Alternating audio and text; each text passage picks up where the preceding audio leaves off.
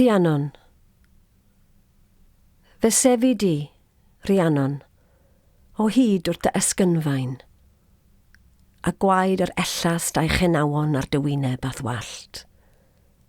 Ac yno yn arberth drwy'r oesoedd ym mhob rhyw dywydd y buost yn adrodd dy gyfranc ac yn goddef dy bennid hallt.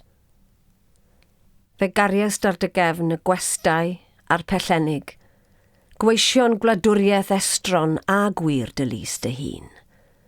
Sacheidiau o lo a gefeiliau o ddir ac alcam, pynnau o flawd a gwenydd.